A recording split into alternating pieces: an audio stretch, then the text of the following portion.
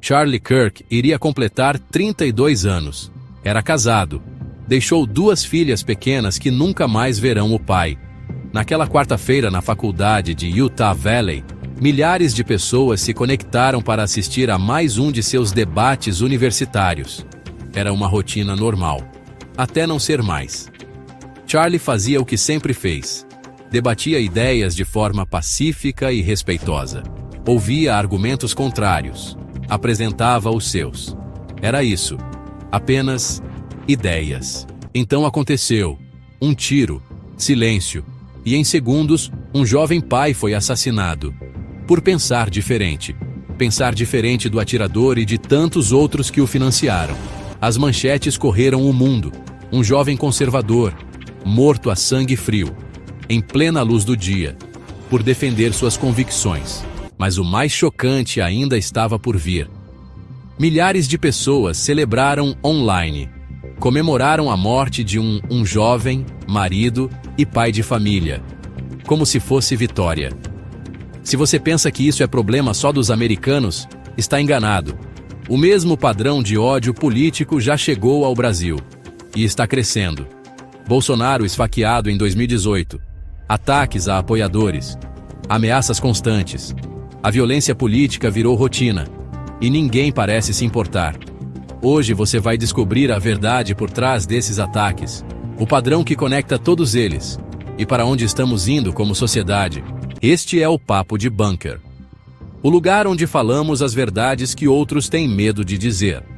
Se inscreva agora e ative todas as notificações. Conteúdo como este pode ser censurado a qualquer momento. Sua única defesa é estar informado. Papo de Bunker. Aqui fala-se de tudo. Quase tudo. 3, 2, 1. O que vem depois de Charlie Kirk? Cláudio, esta semana foi uma semana terrível. Tivemos um homem, um jovem de 32 anos, que foi brutalmente assassinado em plena luz do dia por defender as suas ideias pessoais e políticas, não é? E não foi no Brasil, não é? Mas poderia ter sido, não é? Armando, 7.000 pessoas assistiram ao vivo, enquanto ele debatia pacificamente quando levou um tiro no pescoço. E o mais assustador, milhares comemoraram a sua morte nas redes sociais. Centenas fazendo palhaçadas, dando risada. Exatamente. Se você acha que isso não pode acontecer aqui no Brasil, então vai precisar ouvir e ver este episódio até ao final. Porque já aconteceu anteriormente, lembramos da época do Bolsonaro em 2018, quase que aconteceu com o Trump por 3 vezes, não é?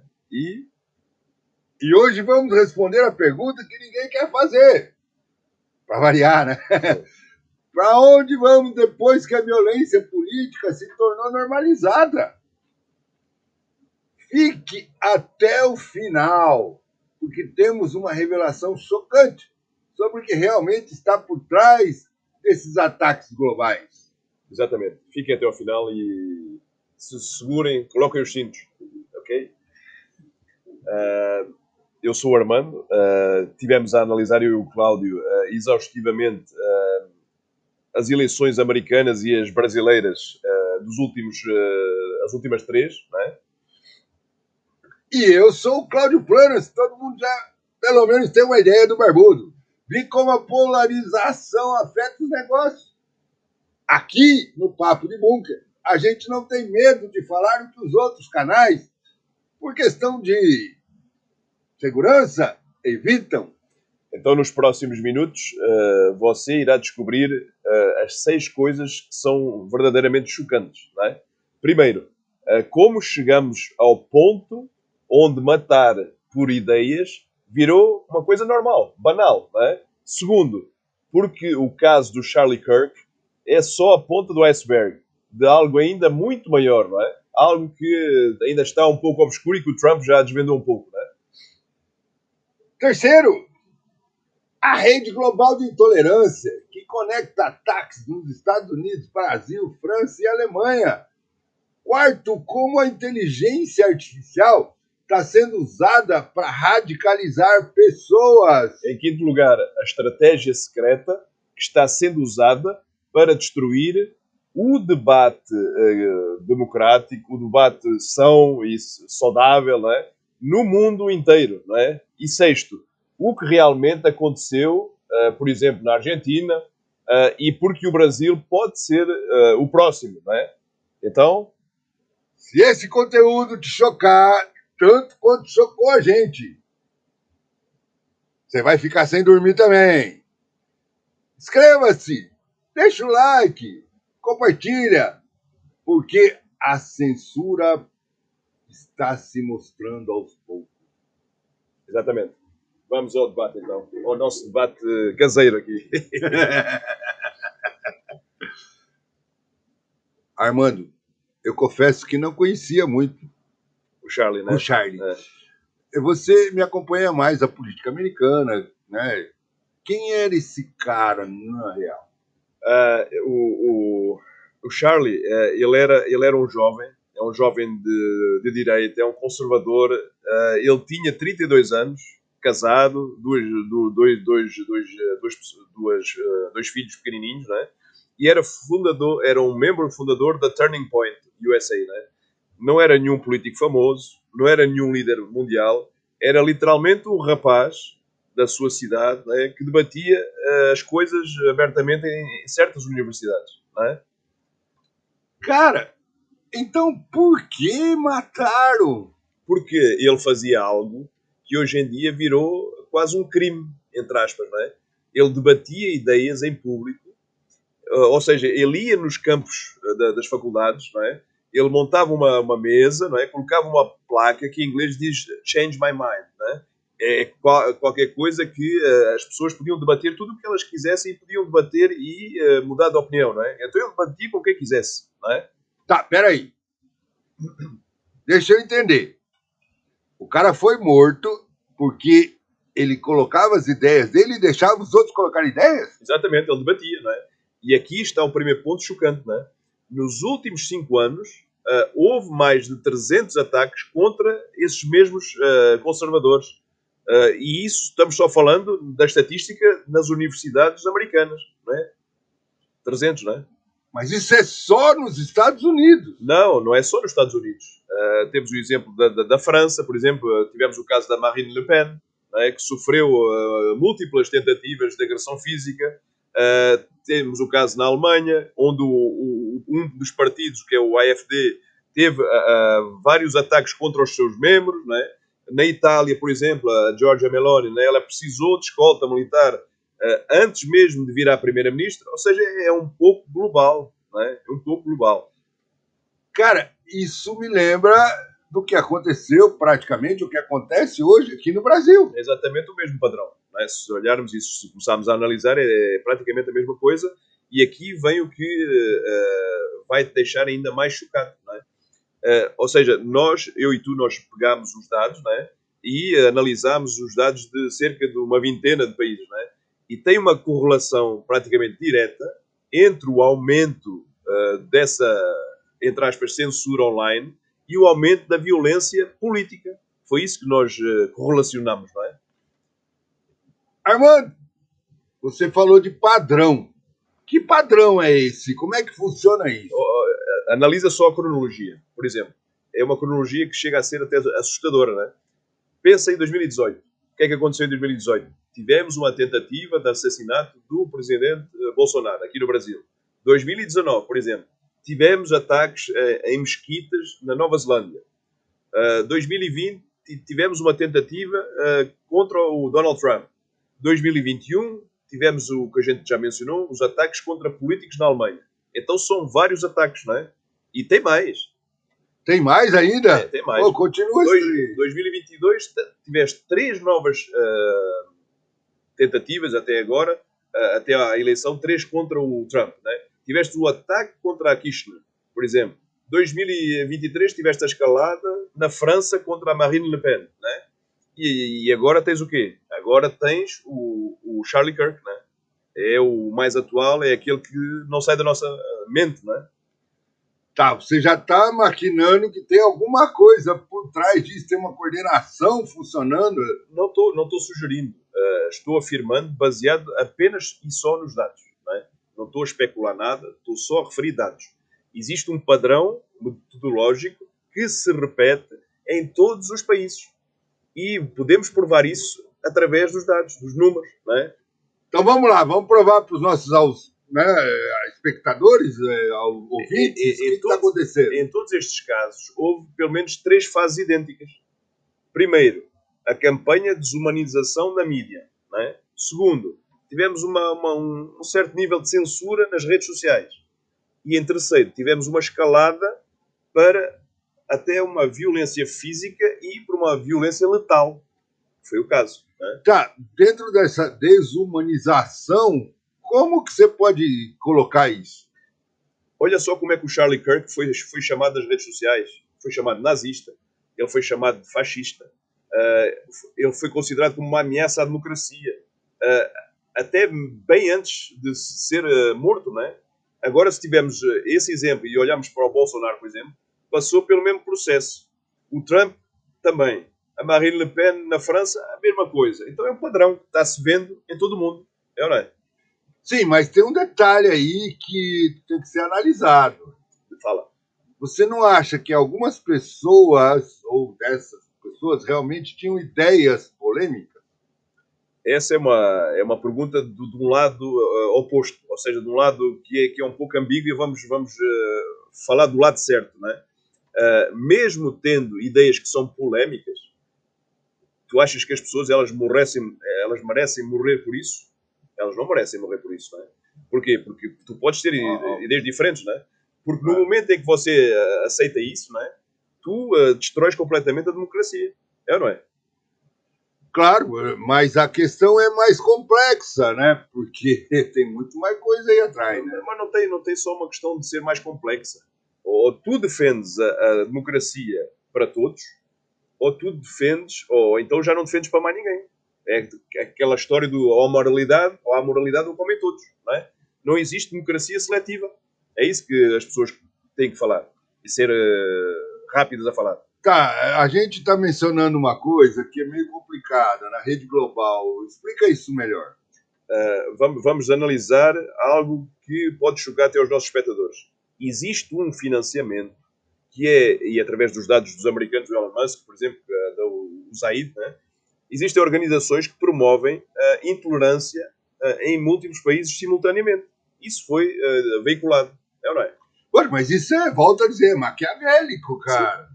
Ou seja, por exemplo, a mesma fundação que financiou protestos violentos nos Estados Unidos em 2020 é a mesma que também financiou manifestações contra a extrema-direita ou a direita na Europa. Não estamos a tomar uma posição política, só estamos a dizer o que é os dados, não é?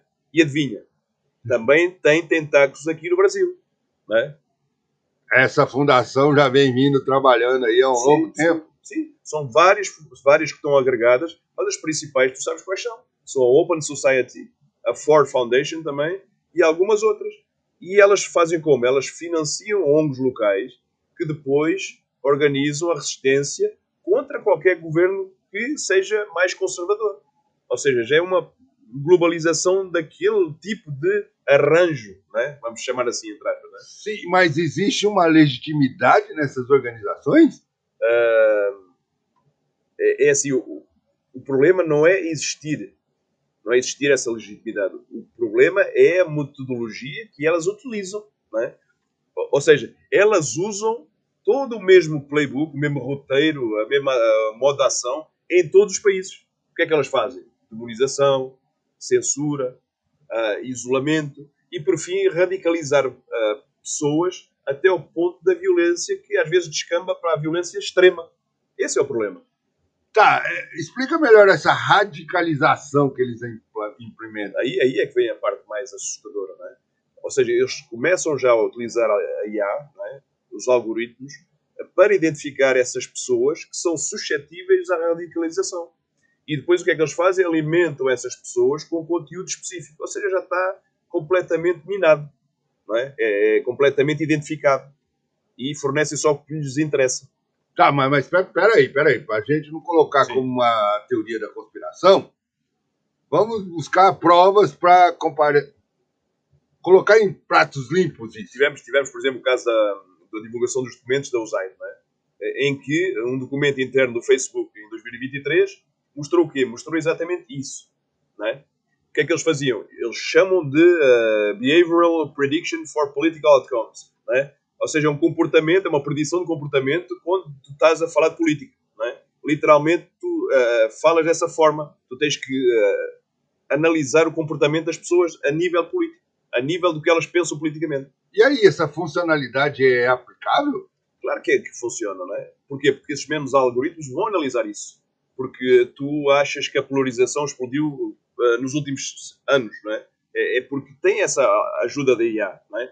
Porque porque é que tu achas que as pessoas que antes debatiam civilizadamente, agora elas praticamente se odeiam mortalmente? Porquê é que acontece, não é? Aqui no Brasil nós voltamos num fla-flu danado, né? Sim, não tem mais jeito. Não para, não é? Nós estamos caminhando para um cenário extremamente triste, né? O Brasil, neste caso, ele não está só caminhando, não é? E não está só caminhando para esse cenário, não é? O Brasil é praticamente um dos cenários que está acontecendo isso, não é? E é um dos cenários mais importantes. Nós viramos praticamente um laboratório principal. Esse é que é o problema, não é? Peraí, nós botaram nós como ratinho de experiência? Pensa só comigo. Onde mais no globo, não é? No mundo, não é? Tu vês uma corte que efetuou certos bloqueios a jornalistas, redes sociais, prendendo pessoas por uma questão de liberdade de expressão, opinião. Tens poucos países, não é? Tem a China, tem a Coreia do Norte, não é? Exatamente. E tens também o que aconteceu no Brasil, não é? É algo que aconteceu e que está provado até pelos relatórios, não é? Só que aqui eles fazem isso mantendo a aparência de democracia. É um teste praticamente perfeito que consegue destruir as coisas, não é? Usando as próprias instituições democráticas. Nada mais do que um experimento, não é? Um dos atos foi a Suprema Corte, né, ter bloqueado uma rede social processando jornalistas, né? É uma parte desse experimento, né? É uma parte desse experimento. Primeiro o que é que fazes? Primeiro tu censuras ou fazes um bloqueio às vozes que são mais dissidentes dessa voz política. Depois tu criminalizas essas vozes e, por fim, tu normalizas a violência contra eles, não é? Isso é que é o grave. Porquê? Porque as pessoas vão se habituar a fazer isso. Mas aqui no Brasil, nós tivemos uma visão dessa violência política mais acirrada? Sim. E vai piorar. Porquê?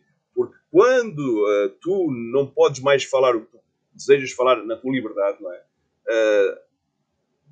Partem para a ação. E é uma lei natural da política, não é? Todo o autoritarismo do século XX começou assim. E continua dessa forma se mantivermos essas ações. Tá, mas você acredita então que os regimes autoritários estão começando a ser implantados no Brasil?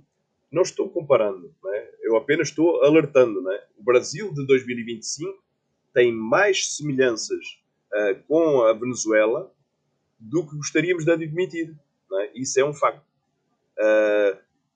E se tu quiseres saber mais, o que é que poderia ser mais assustador do que isso?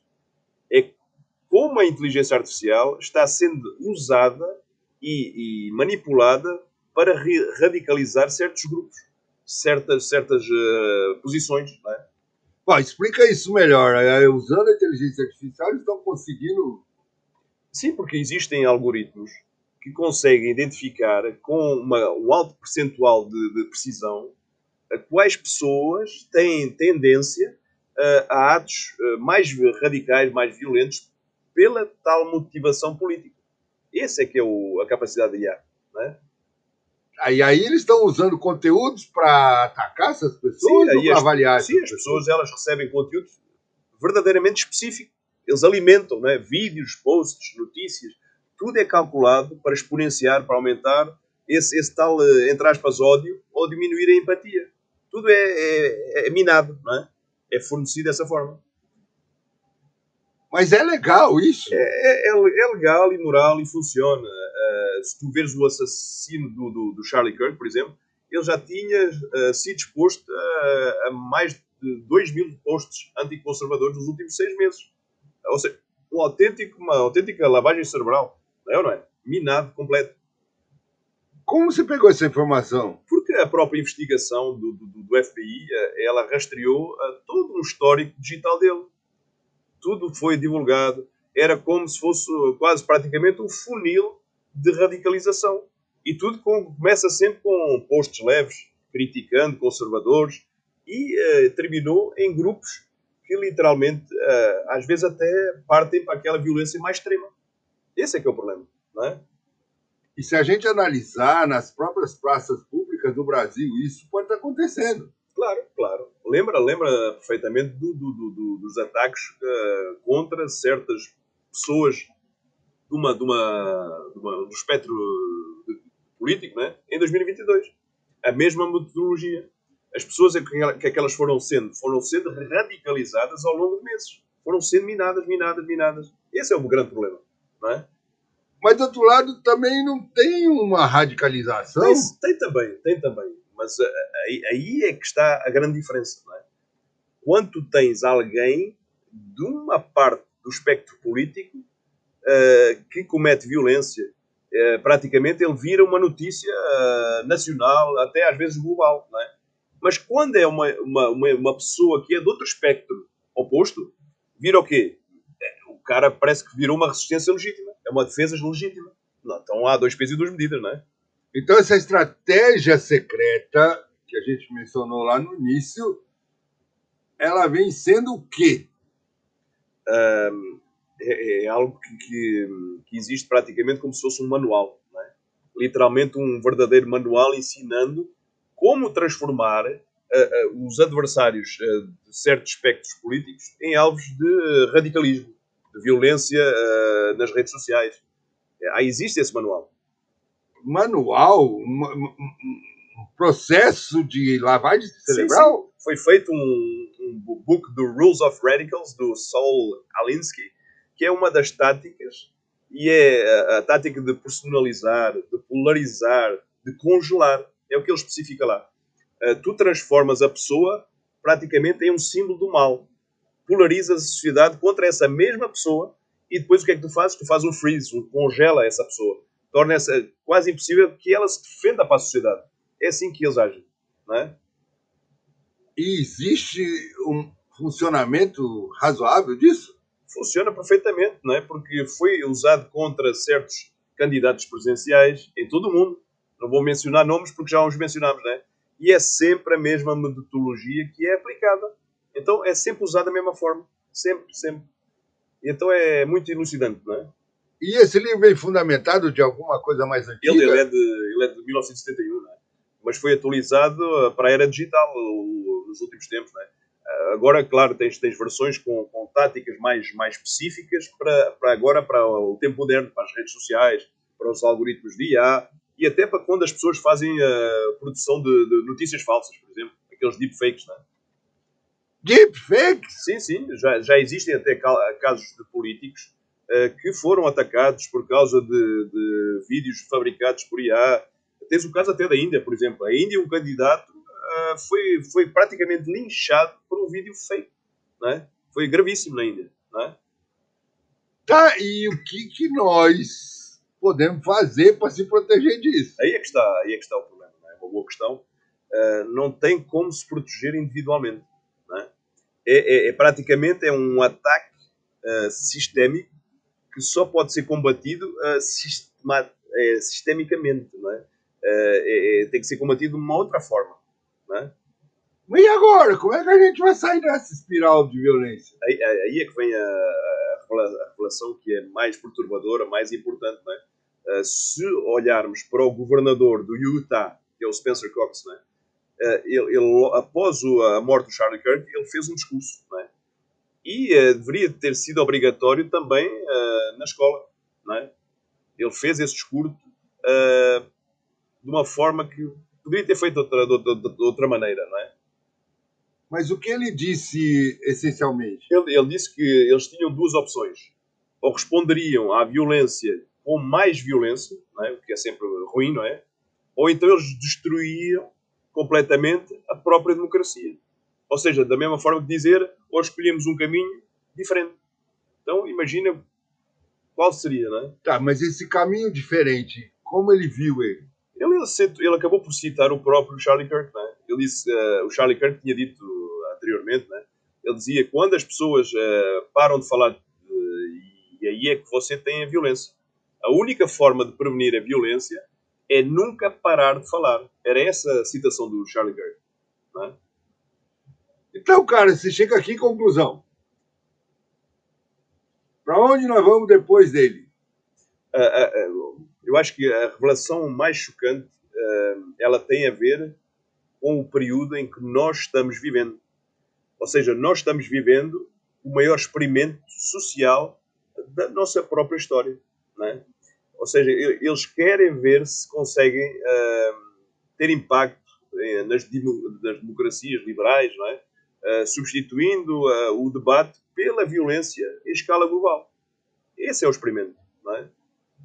E nós acabamos como um laboratório. O Brasil é um dos principais labs, é um dos principais laboratórios mundiais. Ou seja, se eles continuarem a conseguir fazer esse laboratório no maior país da América Latina, com 220 milhões de pessoas, é normal que eles vão conseguir implantar em qualquer lugar do mundo. Não é? O Brasil é quase um continente, não é? É ou não é? Tá, então o que o brasileiro tem que fazer? Nós temos uma simples missão que é a única que nós temos. É cada um de nós ter uma escolha diária. Ou nós alimentamos o ciclo do ódio e violência, os tais radicalismos, não é? Ou fazemos como o povo de Utah. Como é que eles fizeram? Eles responderam à morte do Charlie Kirk com quê? Com vigílias, com orações e com união. Nada mais do que isso, não é? Então, temos que permanecer dessa forma. Então, se você chegou até aqui, se inscreva, compartilhe este episódio, porque quanto mais gente souber da verdade, menor a chance dela ser censurada. É ou não é, Cláudio? E deixa nos comentários. Você acha que estamos caminhando para mais violência política no Brasil? Ou ainda há esperança para diálogos? Exatamente, essa é uma boa questão. É uma questão que é a mais importante, não é? E no próximo episódio vamos revelar mais um tema explosivo, como sempre, não é? Como tentamos sempre trazer coisas que sejam importantes para todo mundo, não é? Vocês irão ficar chocados com todos os fatos que estão envolvidos nesse episódio, não é? Isso se não formos censurados antes. Parafraseando alguém, quando as pessoas param de falar, é aí que você tem violência. Então, não vamos parar de falar, não vamos parar de produzir conteúdo, não vamos parar de pedir a vossa ajuda, não vamos parar de publicar, não vamos parar de fazer short, não é, Cláudio? E não vamos parar de vos cutucar com todos os temas que são importantes para a nossa vida, para o nosso futuro. Ok? E agradecemos aí todo mundo por esse Brasil, por essa aldeia global que está por aí. Obrigado e vamos lá. Sentem o dedo no like. Obrigado, pessoal. Até para a próxima semana. Tchau, tchau.